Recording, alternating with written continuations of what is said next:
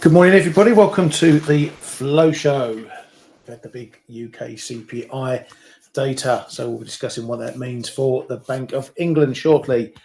Morning, Kay. How you doing, mate? Hey, morning, Ryan. Morning, everybody. It's Wednesday, cutting the week in half, a US holiday. What are we doing here? Yeah, that's my question. The tossers made us get up at 7 a.m. for that data. Yeah, absolutely, as well. Had to cross the picket line I on my own think strike. I think after the flow show, it's really high time to hit the pub and let the rest of the day go by. Yeah, I think it's going to be one of those days, but you never know. Sometimes you can get some volatile moves in these days, the odd headline or something when no one's waiting for it, and off we go moving. But plenty of stuff to discuss in the meantime, so let's get right into it. Over in China, we've had a few comments out from officials and the PBOC governor. So we'll start with those. China's SAFE, their Securities and Foreign Exchange Commission thingy, said they will resolutely prevent the exchange rate from overshooting and will make flexible use of their deposit reserves and other measures. This is one of the first comments from officials, shall we say, on the exchange rate. That's not the norm. We will keep things stable stuff. That's what they usually come out with. And I've been thinking for a while about my long-held shorts in dollar China. I've decided to fold them up this morning. We're definitely not going down anymore, but we've been on the creep higher. I'm thinking maybe we're due for an upside move, but that comment, they will prevent the exchange rate from overshooting, sounds to me like they are willing to let it go for a bit of a walk as long as it's not moving excessively. That's not a comment that says we will not let it move. It's a comment we will not let it overshoot. They are still in easing mode over there, and the PBOC governor has been speaking about that as well. He said that they're going to be looking at Treasury bond purchases, which is something that's been floated around, but they've been very strong in trying to clarify that these do not, or in his words, these do not equate to Western quantitative easing.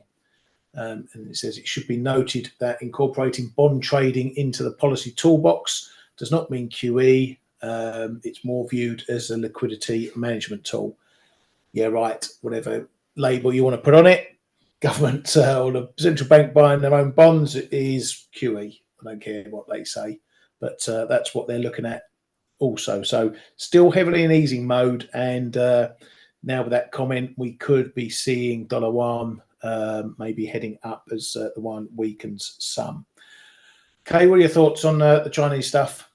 Well, absolutely. If you buy your own bonds, that's a form, at least a form of QE. It's like Japan saying that the reduction of JGB buying is not a monetary policy tool. It's interesting, and we're back on dollar China fixing, watching then to see if they let it slide or not. They could be tempted to gradually relax it a little bit. I wouldn't like anything less. I'm slightly long again dollar China, but nothing of the likes of really calling it a real speculative position. But it's interesting. It also will likely tell the investors that it's perhaps not time yet to pile into China, because if they need to do it, that means that other measures may not have helped the way they would have liked it. And I think it's just as you said. Probably they will let it slide a little bit. So if for us traders, there's two things or a couple of things to watch to keep it simple. Watch those fixings and see if they send in the submarines to counter any moves that we would see on the back of it. So and if they don't, because they have in the past in this zone, they were relatively active, sending out the local Chinese banks when dollar CNY rose a bit too much, sending out those banks to buy Chinese yuan, and we will have to see if they continue to do so or if they let it slide a little bit, and in which case we could probably see this thing up into the 730s on the CNH side, the offshore side, relatively soon, perhaps. Yeah, yeah, we've got a bit of a level here, as you can see, around the 728 area. Yeah. Been a bit of an on-off level, and yeah, it's always pertinent to listen to what the officials say over there, because they can be very clear on what they want the currency to do, far more clearer than a lot of other central banks, bar maybe Jordan, the SNB. So if they drop some signals, you need to pay attention to them, especially if you're trading it. And as I'm on the wrong side of where it might go, I've decided to have enough after months and months of sitting in this one. So yeah, we shall see.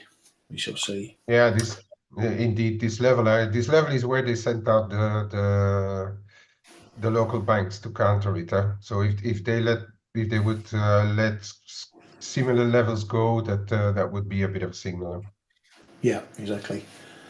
Right, over to the Bank of Japan. We had the minutes at the April meeting, so the one before the one we've just had. So they're not really much use to anyone.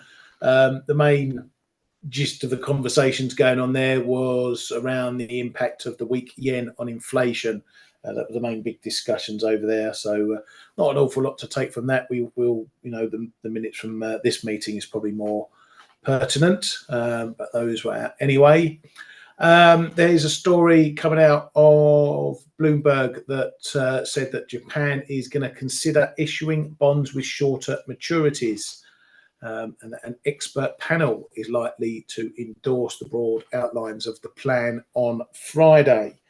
Now, this is obviously something to be considered. What the government does if rates are going higher, they're going to be paying up more for borrowing money. So one of the ways around that is to go down the short maturity route. The reason being, obviously, because yields are much lower. If you take a look at something like the 2 year, we're still, not even at 0.3%, where meanwhile the longer end, 10 years, pretty much around 1%, 20 years, 1.8%. So that's one way around it.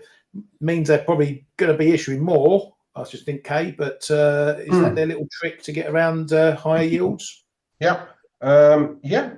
Absolutely. I mean, it's actually interesting to note that the short end hasn't picked up on it. It's been extremely quiet when they came out with that. I was looking at the short end, sorry, a little earlier, and it didn't really do much.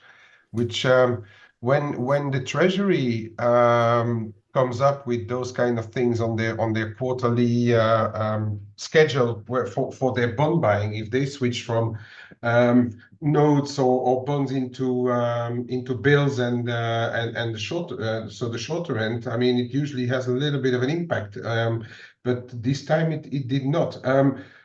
What is interesting as well is that, put it into context with what the BOJ is planning to do to reduce their bond buying.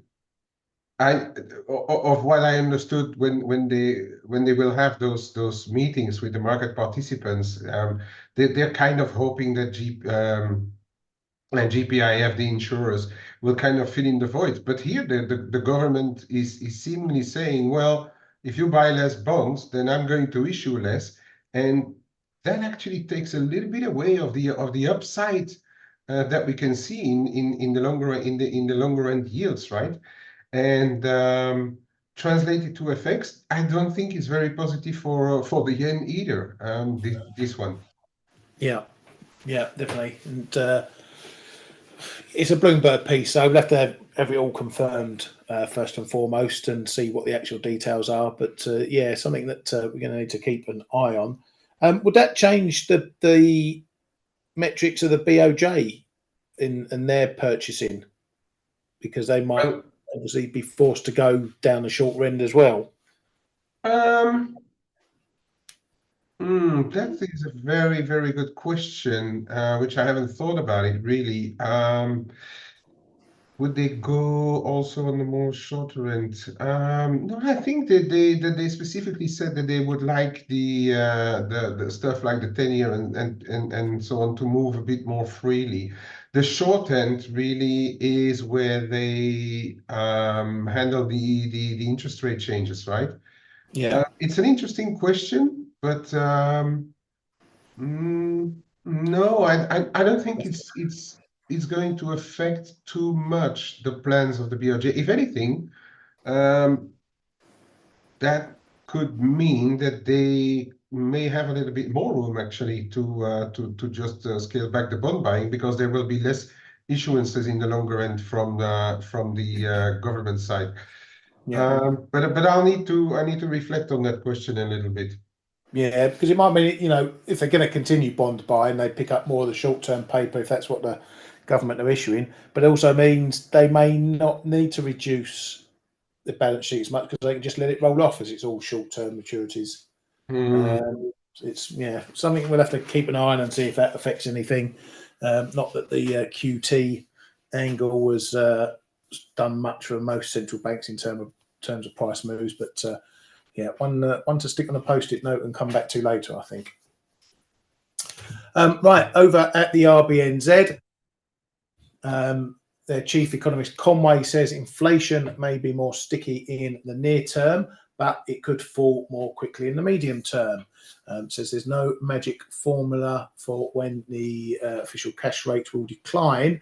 Need to see inflation sustainably in target. Coming over to the data, and we'll look at the UK CPI data, inflation data, big old chunk of it, CPI, PPI, RPI, DPI, whatever you want to call it, lots of it coming out. Headline numbers came in as expected. Headline CPI coming in at 2%, bang on the BOE's target now. Core number coming in as expected as well, 3.5%, 4 pips off last month, still above target if you want to look at things like that. There is a services number within that. That came in at 5.7%, 2 pips up over expectations, but 2 pips below last month. That's one of the figures a lot of people have looked at to pretty much rule out a cut from them tomorrow. Though some of the things I've been reading about it, that services number may be a bit elevated because it could contain the minimum wage rise that hit in April. So obviously services, that's a lot of hospitality, bars, restaurants, that sort of thing, big user of those minimum wages. So that might be an influence there that gets washed out a bit, or we could see that falling back a bit in the next reading. But for now, it is what it is.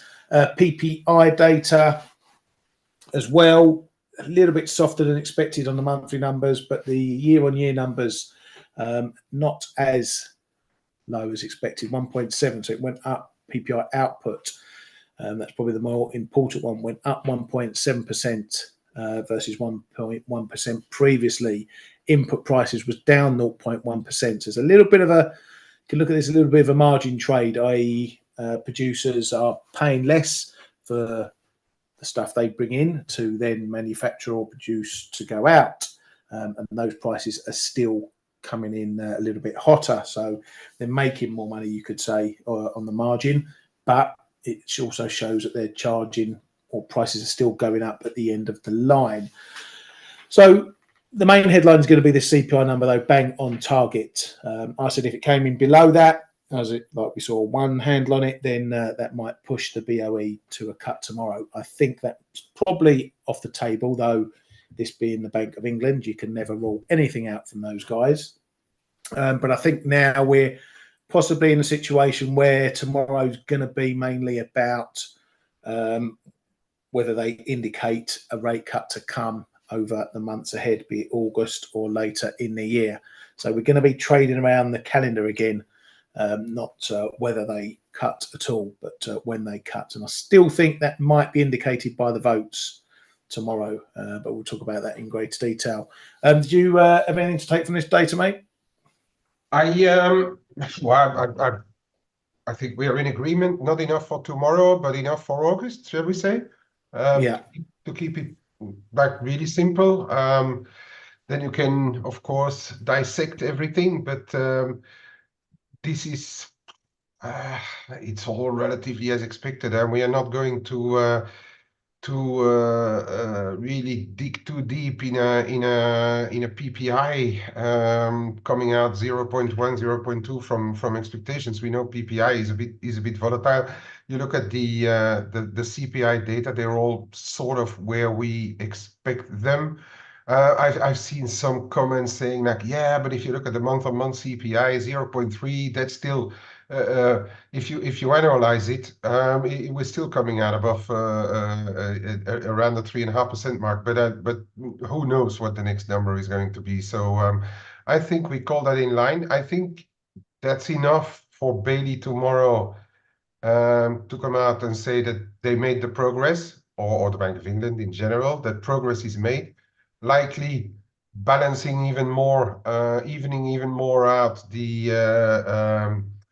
votes for tomorrow, but just perhaps just not there yet. But August, I think, is not going to call it a done deal, but it's more or less there now, right? Yeah, I think so. I'll have to check how many CPIs we get before that August meeting. Probably going to be early August, so we probably get one more CPI before we get to that meeting. Let me see. It's actually on the 1st of August, the next BOE. Yeah, so we're only going to get the one CPI reading before then. So that could be the final clincher. But as I say, we could get an indication tomorrow as to what their plans are. Maybe. You never know with those clowns. Right, coming back to data from yesterday. Big numbers out of the US were the retail sales number, which came in a little soft, not disastrously soft, one could say, but they were, a little bit softer. Headline retail sales only coming in at 0.1%. Ex-autos down 0.1%. Ex-autos and gas coming in at 1%. Again, a lot of these 0.0 points coming in. There was a little bit of an improvement for the control group. That was down 0.5% last month, but it came in up 0.4% as expected. So, as I say, a little bit of soft data, nothing that should shake any markets, and it really didn't shake any markets. But obviously, since then, we've had a ton of Fed heads coming out, which I'll get to in a minute. And then that slightly weaker data was countered by a decent set of numbers in the industrial production and manufacturing production numbers, both coming in up 0.9%, beating expectations and turning around some negative numbers, flat numbers from the month before. Capacity utilisation also improving as well, 78.7. So again, we're in that situation where you get a bit of bad data, then something else looks a bit better, and then something else looks a bit worse, and so on and so forth. Business inventories, that was up 0.3% as expected. This number fairly important because it does have an impact on GDP. But obviously this will be coming into Q2 data, but we know we had a weaker Q1 data, and the March number for that was down 0.1%. So that probably impacted that. So it could mean we see a bit better Q2 data, but there's lots of stuff that goes into that pot. Over to the central bankers, and just in case you weren't aware of where we're at with those, ECB's de Guindos, interest rate decisions to depend on the data. ECB's not, further monetary decisions must be based on the data. Fed's Williams, rate cut path depends on the data. Fed's Collins said that they should also wait for the data. So all these central bankers are in the same boat as us. They're all waiting for the data. And then we had Fed's Barkin saying that they were clearly on the back side of inflation. This month's data was very encouraging. On the goods side, he hears that pricing power is waning, but on the services side, still thinks firms are exploring raising prices as much as possible. He sees a scenario where they would cut once and then a hold would be sensible. Fed's Collins again said Fed shouldn't overreact to a month or two of good inflation data. Fed's Kugler says likely appropriate to cut rates later this year. Fed's Muslim says that current stance allows the Fed to be patient and assess data, and it could take quarters to see data to support a rate cut. I think we'll guess where his dot's sitting right now. He says May retail sales data suggests a moderate demand growth for Q2. Fed's Logan on the CPI data said it's great to see, but we need to see several more months to have confidence on inflation.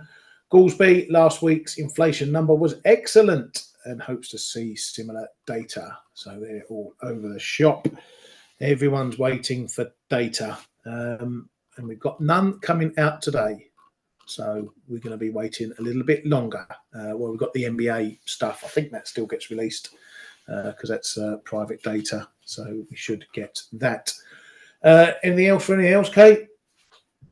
Not a lot. South African inflation out this morning. Some were hoping or thinking for a bit of a lower number, but everything came out as really in line. No, not really. We've seen a bit of when the US is always talking about their regional banking crisis and stuff. Don't worry, there's other countries that are on the same line. We saw one of the biggest regional bank, the Norinchuki, in which when I was in Japan, they used to call it the chicken bank. It's like the one of the big farmer banks or regional banks over there as well. They managed to lose a lot of money as well on the higher for longer interest rates, and they lost a bit of money on their bond as well. So that's a bit of a story going on in Japan right now, so just to prove to everybody that it's not a US unicum to have a bit of issues with how the banks are handling their bond holdings left, right, and center. For the rest, it's been, nothing really market moving, right, going on. So I think we can move on.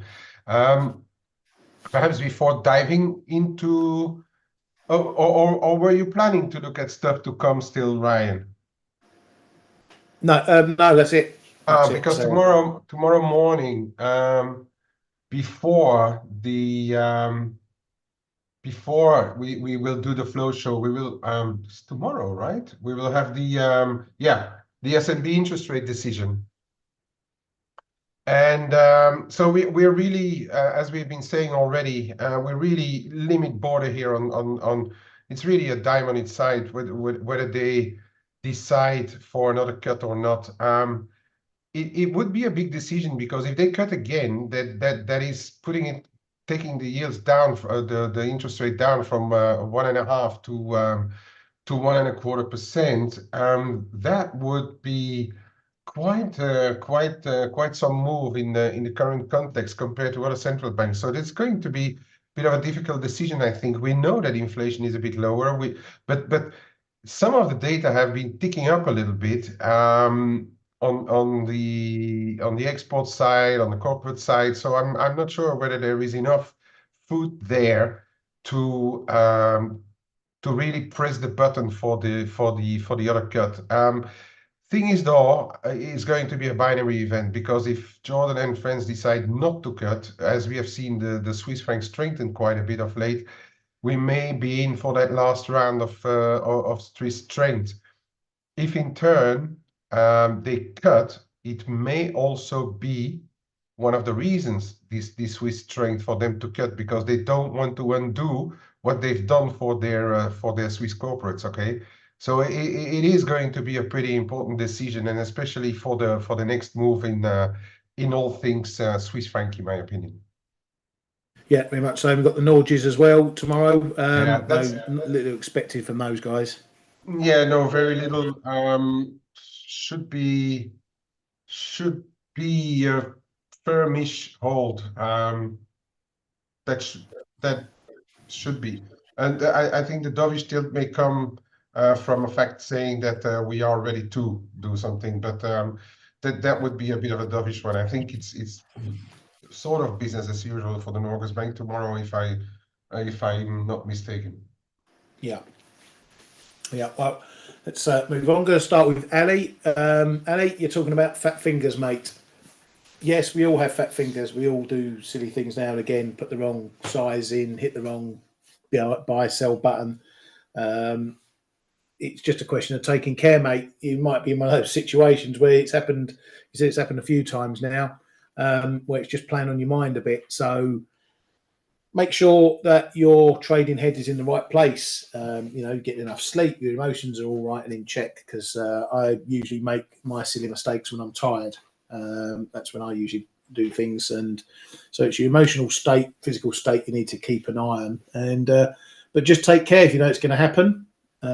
Just double check everything you do. Don't let it become a regular thing. But yeah, it happens to everyone. And if you hit a 20 lots instead of 2 lots or something, then usually the first reaction is to quickly get out, and obviously you're going to lose money on the difference between the price if it hasn't gone your way, or just the spread if you're just quick enough and it hasn't moved. So it's not a lot you can do about it, but try and learn your lessons, double check what you're doing, and just take a bit greater care, mate. But yeah, it does happen to us. Sometimes you win, sometimes you lose. That's the way of trading. But if I ever do something like that, I usually just get out, take it on the chin. I don't want to start playing around. Oh, shall I just let it go? Or maybe I'll make a few quid, because usually trader's luck, it'll go against you, and then you end up paying a big hefty price. So yeah, just be careful, mate. I'm sure it's happened to you as well, Kay. Oh yeah, definitely. We all make mistakes. I mean, it's we're human. Even robots, make mistakes. But no, we are. I mean, it's just part. I mean, what I the thing is, you just cut it and move on. Or what I'm doing is that if I traded the side that I wanted to trade, I just get rid of whatever excess there is, and I just keep what I wanted to keep, what I wanted to do in the first place. Because I mean, if you click a button, that means you need you want to have some sort of position.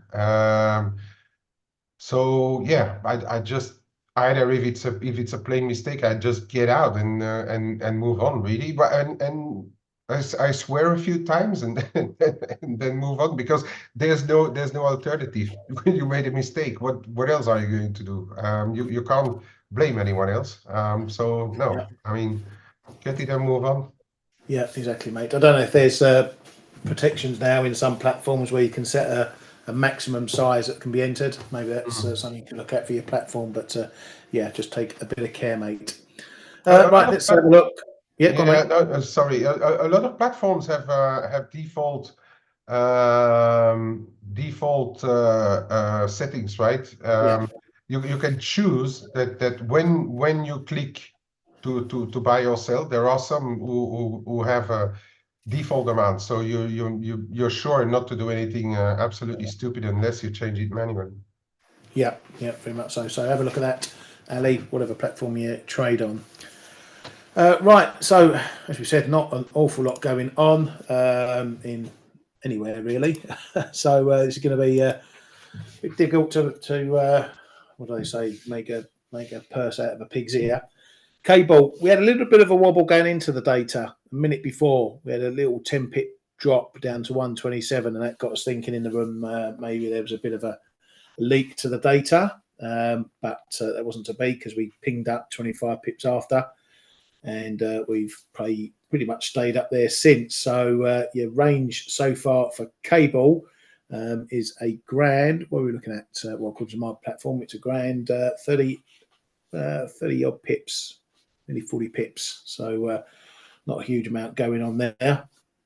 No real change for the quid for the Bank of England either for tomorrow. A lot of the market had already discounted June as a cut point, moving further out to August and beyond that. So that's why we've not seen that much of a reaction in the quid at the moment. What we can say is, though, we're back above 127. We're holding above 127. So that's what you're going to take from that. That's your intraday level, at least for today. If we're bouncing off of that, then we might see some upside. But how far that goes, I have no idea. Euro sterling, a little bit similar. We came off a bit on the data. I said that's juicing the last minute thoughts for a June cut. But we're still floating above the main area, 84.20 down to the big figure. I did go long a little bit last night just for a bit of a pre-CPI or into the CPI play, BOE play. So I'm in at 50s. It's offside. I'm not too fussed about it. I'll see if I can run it into the Bank of England and see what comes from that. But if we see a move through 84, I'll probably knock it out and just take the loss and move on. But again, not doing anything massively in size at the moment just because there's nothing going on today. Vol's down as well. As mentioned, I chopped off me China. Kiwi, I'm still long a little bit of that. Again, it's not doing much. We've seen a lot of sideways action, all this consolidating. The trend is still in play, the short-term trends, this uptrend that we've seen, mid-April. It's still in play because we're not even getting down to the 38.2 fib, but we're pretty much playing a big figure game, 61 to 62. So unless we get a break either side, we're trading in the middle. I'm still long. I'm happy to say long, but I think if I do see another move up to this upside, I'll probably knock a good chunk of that out and just leave a bit on for interest. Maybe start putting my stops up, which is just below this fib here. So we've got some minor levels in between 85, 50, 55. We can't get above. Keep mooching around the 30, 35, and then down into the big figure, though we have been nicking under it by a couple of pips. The bigger level for me is still around this 60, 80, 85 area here. But in the meantime, we're bang in the middle of the range. It's a similar story for a lot of pairs, really. Dollar yen, we've had this move up, had a little pokey above 158, didn't last long. Now we're just grinding. One asset that is trying to have a little bit of a move, despite the US being closed today, is S&P futures. We're up knocking on the 5,500 door, depending on what feed you look at. What futures feed you look at, we could be anywhere around that figure. One of my platforms is showing it bang on 55. I've had a little short up here, just a big figure play. I won't let it go far, 55, 15, and I'll be gone. But I like to give the big figures a go. So have a look at that. Not a lot else going on, Kay.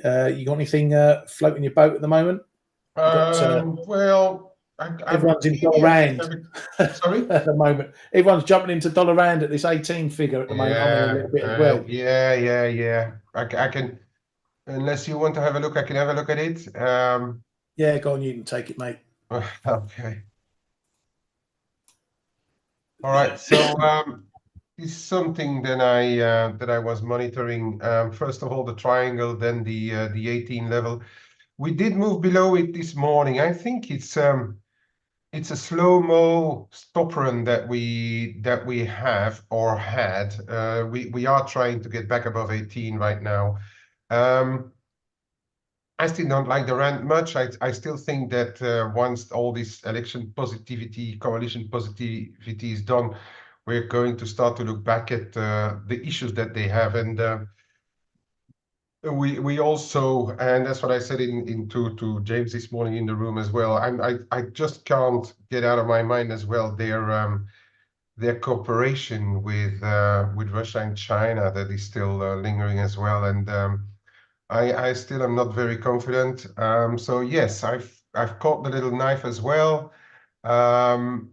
See where it goes. It's really not a big position, so I'm going to go for a bit of a disaster move down here. I would allow for all of this to happen if it has to happen down in the 1770s. But we are starting to see a bit of a move back above 18. If you look at it purely from this triangle point of view, it needs to get back above 1808, 1810. Then I think we're going to be seeing more of a restoration of the range for one, and potentially the positivity seeing coming out of the rand for now. But yeah, it's a bit of a joint effort, quite a few people in there. I must say, up to now, when we are in joint effort positions, the FA community has usually done pretty well. But okay, I hope I'm not jinxing it with this one. Yeah, I'm typing my stop after you've said that. Oh dear. Sorry about that, mate. I'm so sorry. I should have shut up about that. Yeah, it's okay, but this is the picture. We need to look at the mix, right? It's back up below this like 1850, which was we know a big psychological level, but I think this is getting watered down. But if you look at what happened from the lows, but especially as well from the election result, this is starting to try to hold around this 1835.40, which is just the first retracement level. And I would say that for as long as that little level, that little first level is already holding, that does or should at least tell us that investors or the carry traders or you name it, those who would like to get back into a little bit of a mix because it's still a high yield currency, still proximity with the US for now, would like to enter back into the mix. Well, they are holding back because we are still expecting some bigger decisions out of Mexico, right? On what AMLO and Sheinbaum want to do. So, and this is testifying of this, I think. So, it's a bit of a wait and see mode, but interesting enough to note that we're holding on the first retracement levels. That was what I wanted to say regarding the mix. And then tomorrow, S&B. I'm not overly tempted to do anything in Euro Swiss because I I'm still somewhere of the mind that Swiss franc should not strengthen too much further, and we could actually see that move from the S&P, which would send the Swiss franc weak, and of course this would go up. But in case they do not do anything, I think here in the Euro Swiss we could be heading, if they don't do anything at all, if they don't mention anything at all, if they don't mention FX at all. We know that Jordan likes to talk sometimes about FX, but if they don't mention anything at all, I think we could be heading for a little bit lower levels, and why not have a revisit of at least 94.5 or even 94, you know, Is this the his broken last channel. meeting? Is this his last meeting, or is he around for the September one? Because he leaves in September, Um, doesn't he? so we are 20th of June, 20th of September. Well, that's a good question. He's leaving in September. I'm not sure. I think it may be his last meeting, you know. That could be interesting then. Let's have a look. Yeah, going out with a bang. Yeah, 26th of September is the next SMB, and he's Yeah, leaving on could the be. 20th. You say Mhm. he's leaving on the 20th, is he? I think he's leaving before the next meeting. Eh? Yeah. Okay. I'll look it up quickly while you're on the Yeah, chat. yeah. Interesting enough to note. But anyway, this is it. On the other side, I think if you're looking for stuff like um,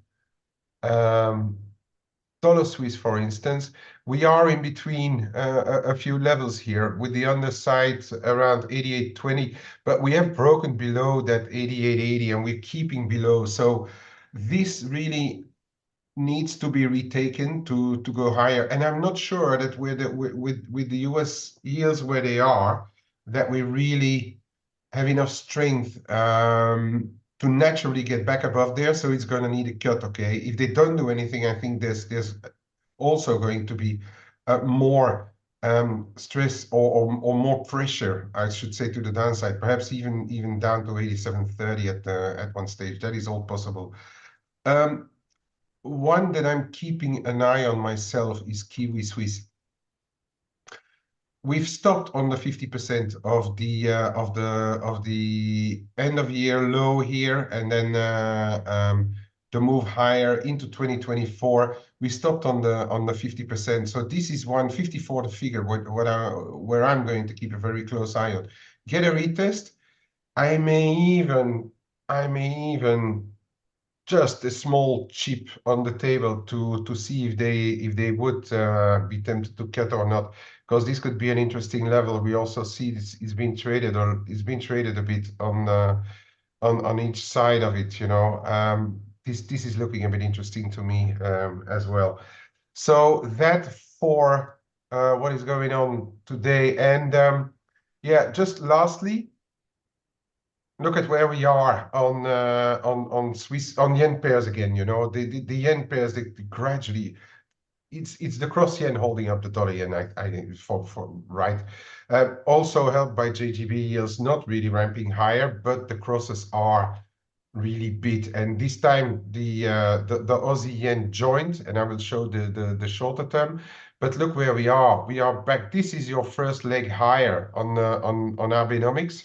After the global financial crisis, it was already ticking higher, but this is our post-election of Abe, the first really jump higher, and we are back at that level, 2013 level here, and we are really tickling it. So if that would go, I think there may be another couple of big figures in there. And if you look at the shorter term, this is the level that I was going on about. We had like several tries, 104.80, 105 the figure. We're through. Okay. We are now on a small next level here around 105 again, 105 30, 40 zone. But it's still looking quite beat, and all those yen pairs are still looking extremely beat. You look at the stuff like Kiwi yen I showed you already. That's still very beat. But even sterling yen now, we are through these 200 3/4 levels once more. We are trading on the 201 zone. If this really takes a foothold here in the low 200s, if we see a bit of a retest, 230, 260, and it holds, why not have a visit in the 203s? And that could be triggered by tomorrow's Bank of England if they decide to still err on the cautious side. That is not explicitly saying like, yeah, we are ready to. Okay. So that's it for me for today, Ryan, and I give it back to you. Thank you very much, mate. Yeah, I just looked at Jordan. The official statement says end of September, so he'll probably get the last meeting in on the 26th, and then he'll be packing his bags and heading off on holiday to spend all his Swiss cap money that he made mugging everyone off all those years ago. Right, so we don't have to worry about his last meeting tomorrow. That's going to be your main risk in the morning, the S&B meeting. Keep an eye on your Swiss pairs if you're trading those. Aside from that, hopefully you find some inspiration today. If not, it's a good day to do the lawn, paint the fence, do some paperwork, and then we'll come back again tomorrow to see what's what with the Bank of England. Have a great day, everybody. Cheers, Kay, and we'll see you all tomorrow.